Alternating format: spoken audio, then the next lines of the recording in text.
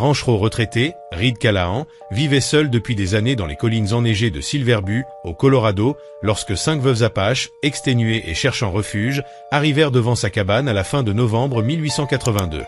Reed, ancien interprète habitué aux conflits et marqué par ce qu'il avait vu, menait une vie isolée avec ses animaux.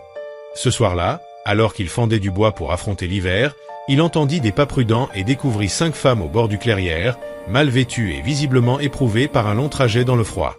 Sans poser de questions, il leur ouvrit la porte et les laissa entrer. À l'intérieur, il partagea son repas et offrit des couvertures sans exiger de remerciements. Les femmes, survivantes d'un assaut près de Fort Garland où leur refuge avait été incendié, avaient perdu leurs proches et marché plusieurs jours dans la neige pour échapper au danger.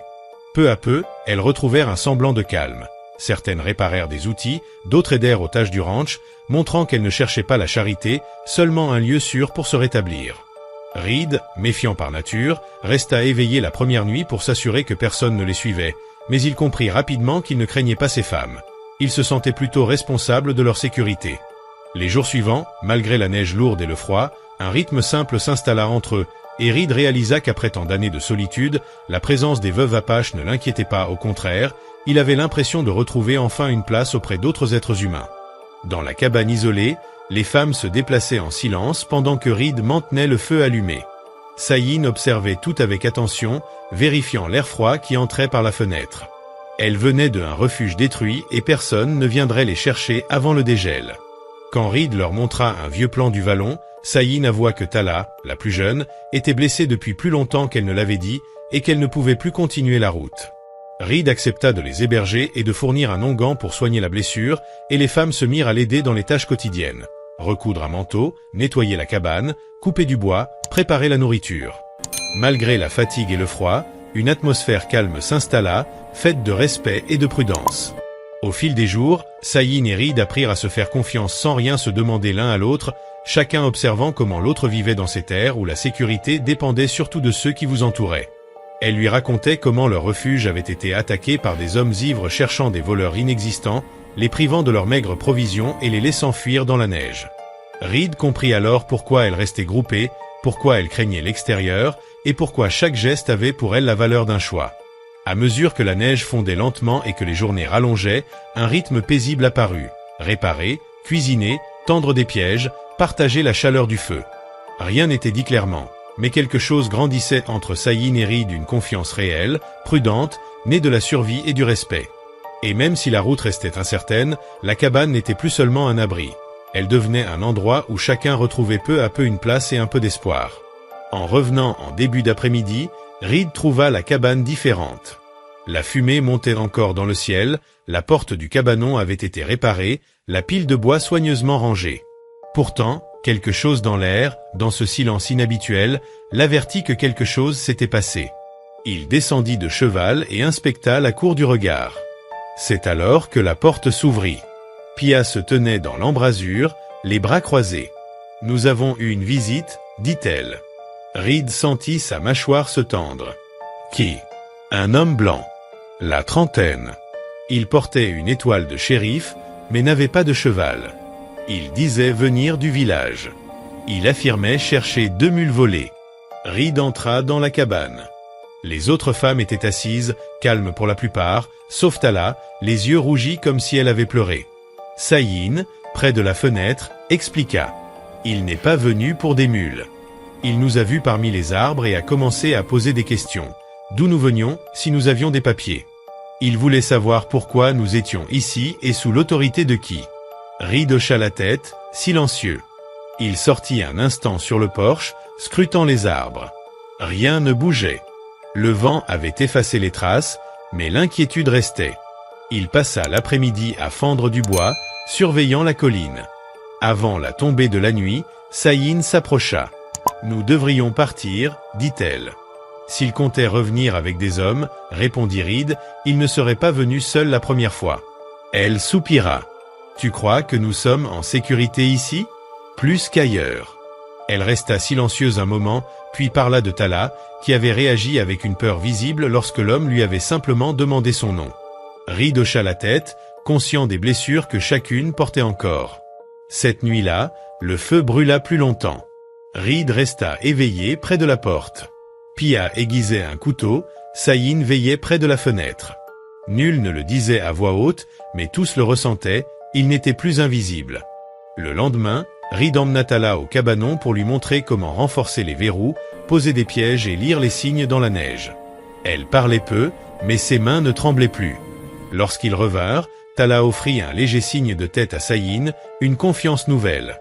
Plus tard, Sayin rejoignit Reed derrière la cabane avec 2 tasses de thé chaud. Ils parlèrent doucement.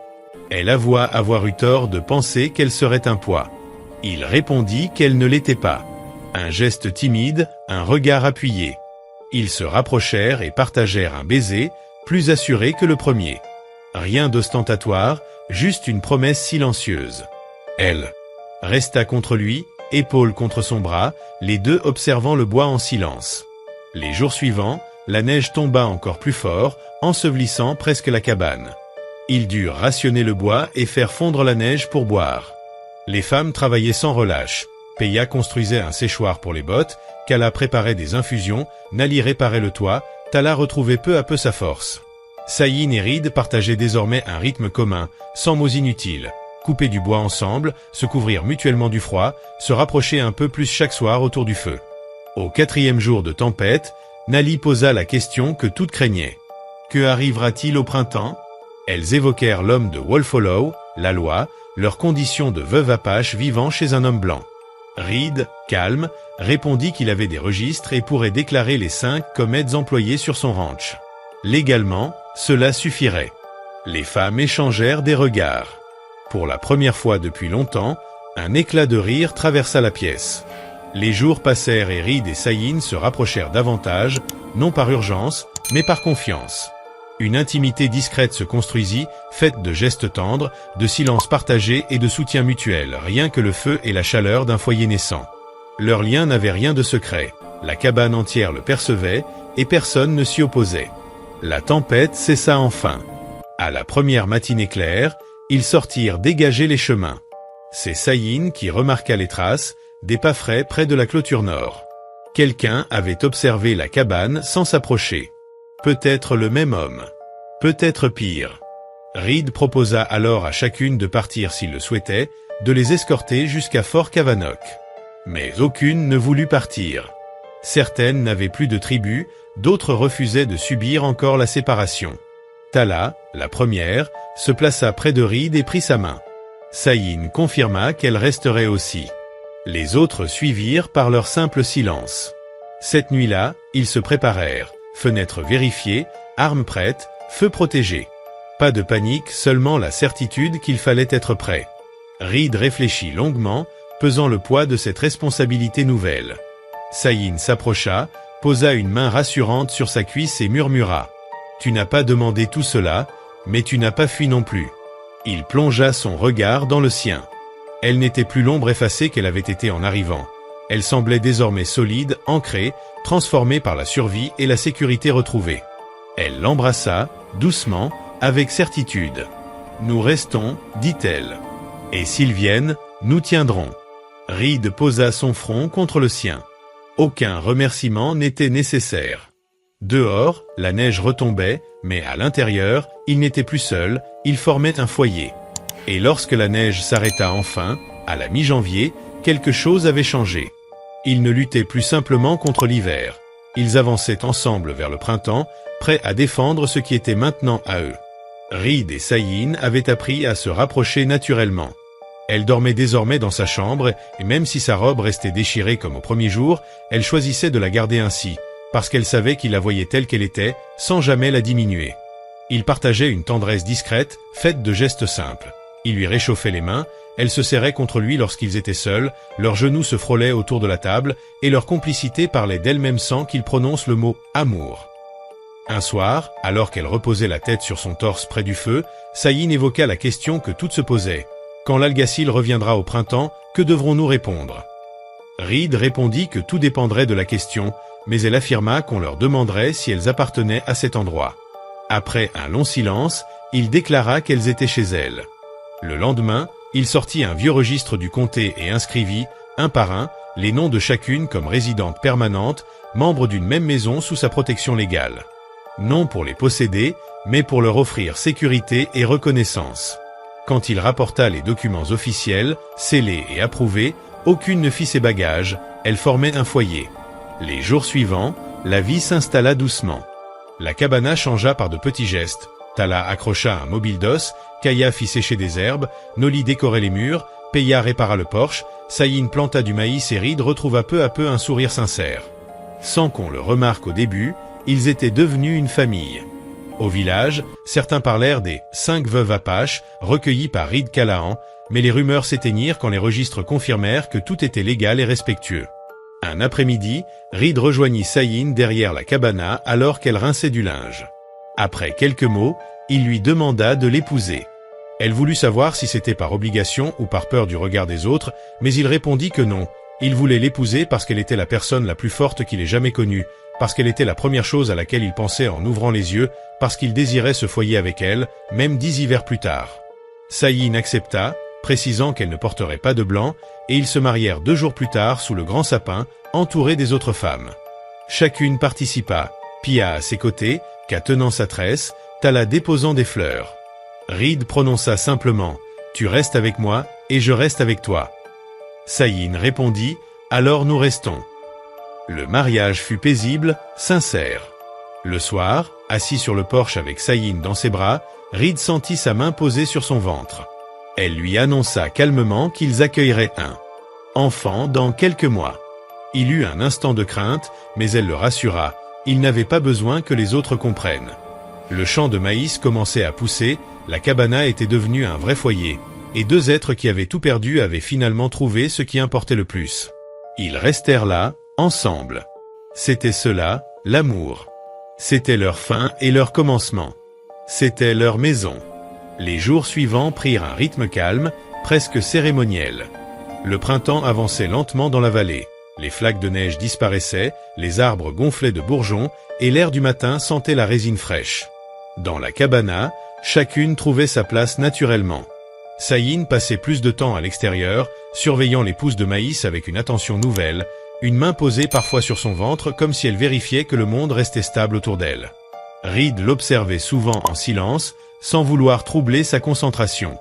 Il ne s'était jamais imaginé père, mais il découvrait que l'idée ne lui inspirait plus la peur, seulement une sorte de respect profond pour ce qui arrivait. Le village, lui, continuait de parler, mais différemment. Ceux qui croyaient voir dans cette maison une curiosité cessèrent d'en faire une rumeur quand les femmes commencèrent à vendre leurs premières herbes sèches, leurs broderies, leurs petits travaux. On voyait désormais Reed Callahan entrer en ville non pas seul, mais accompagné de 2 ou 3 d'entre elles, chacune droite, sûre d'elle, et les habitants commençaient à comprendre que ce foyer n'était ni une exception, ni une provocation. C'était simplement une famille qui avait choisi de se reconstruire ensemble.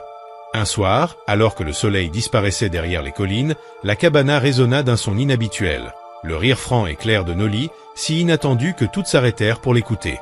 Saïn tourna la tête vers Reed, qui haussa les épaules en souriant. Ce rire-là, plus que n'importe quel papier signé ou maïs germé, leur donna l'impression que le passé pesait moins lourd. Les semaines passèrent ainsi, avec leur lot de travaux, de réparations et de repas partagés sur le porche. Parfois, Reed partait vérifier les limites du terrain, mais il revenait toujours avant la tombée de la nuit, guidé par l'odeur du pain de maïs ou le son des voix qui l'attendaient. Il n'avait jamais vraiment compris le mot « foyer » avant de le voir vivre sous ses yeux, dans les gestes, les regards, les silences confortables. Un matin, alors que l'aurore teintait le ciel de rose pâle, Saïn se leva avant tout le monde et sortit marcher autour de la cabana. Reed la suivit à distance, inquiété par son absence. Il la trouva debout près du grand tabet sous lequel il s'était marié. Elle regardait les branches au-dessus d'elle, immobile. Quand il s'approcha, elle posa une main sur son bras. « J'ai rêvé, cette nuit, » dit-elle doucement. « D'un mauvais rêve ?»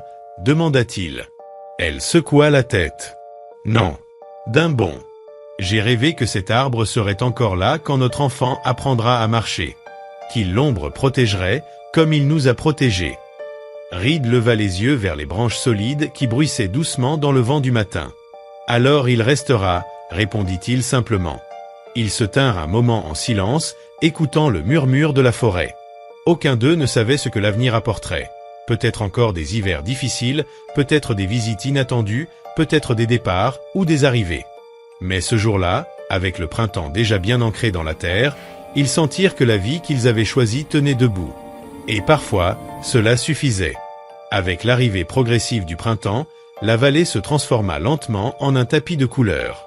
Les premiers jours de chaleur firent éclore de petites fleurs blanches au pied des collines, et les oiseaux revinrent remplir les matins de leurs chants. À mesure que la lumière durait plus longtemps, la cabana se remplissait d'un rythme nouveau. Un mélange d'espoir, de travail quotidien et de cette paix qu'on ne réalise qu'en la vivant. Un après-midi, Kaya remarqua que le toit laissait encore légèrement passer le vent près de la cheminée. Reed s'y attaqua immédiatement, et bientôt les femmes lui apportèrent planches, clous, ou simplement leur compagnie.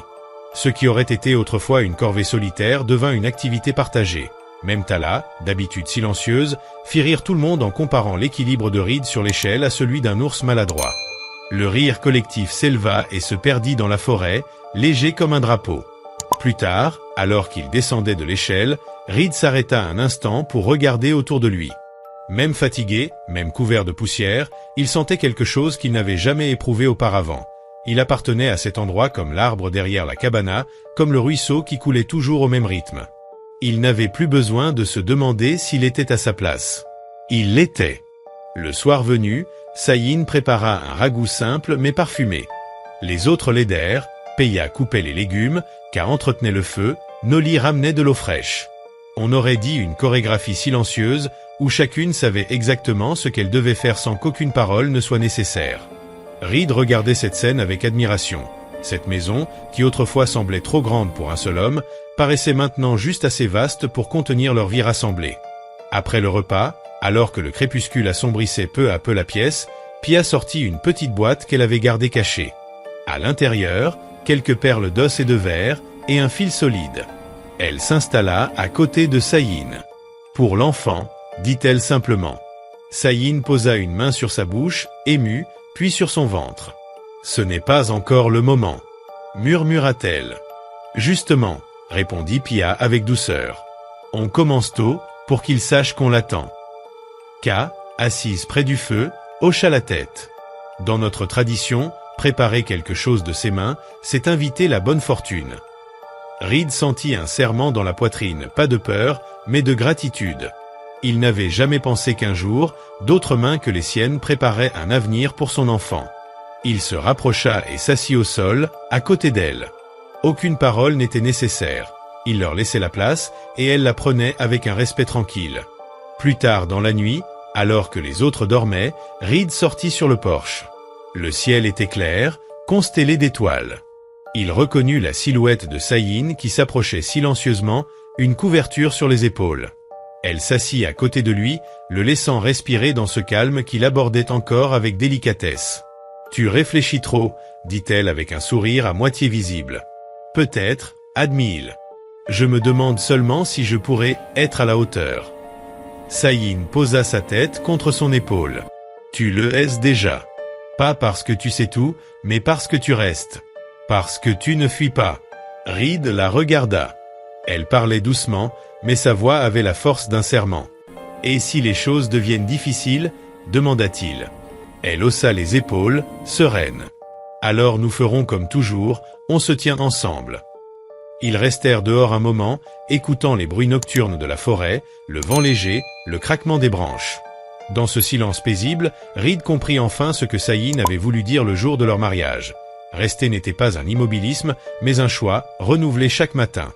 Et tant qu'ils choisissaient tous de rester, il ne manquerait jamais de foyer. Tipo de crescimento exponencial que essa MCR visa.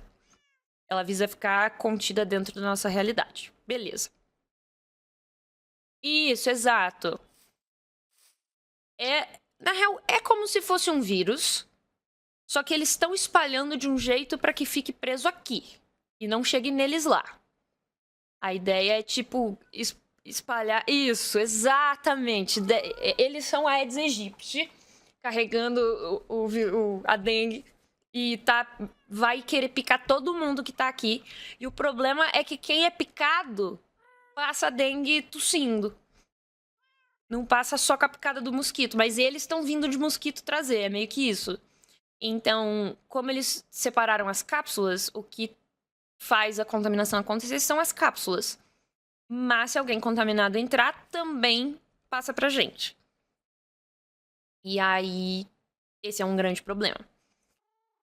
O livro todo fala sobre as MCRs, que é a cápsula usada para conter o gás dentro dela. E a gente sabe como, por exemplo, desgrudar, sei lá, a cápsula da gente, que seria o lance de se esfregar numa fonte de cubrânia pura, alguma coisa assim, que isso espelha as cápsulas e a gente conseguiria sair bem dessa. Se a gente faz isso num módulozinho mais isolado, passa, tipo, por uma área de isolamento que põe aquele chãozinho do Create, que é, tipo, um dreno, e suga tudo e, sei lá, joga no mar, a gente ainda vai estar seguro. Só que o problema é que o livro fala muito das MCRs e tudo mais,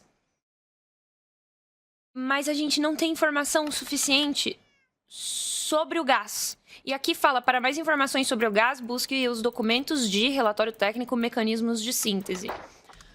Se a gente tivesse esse relatório do gás, a gente saberia se proteger do que aconteceu com a gente ontem. Só que a gente não tem.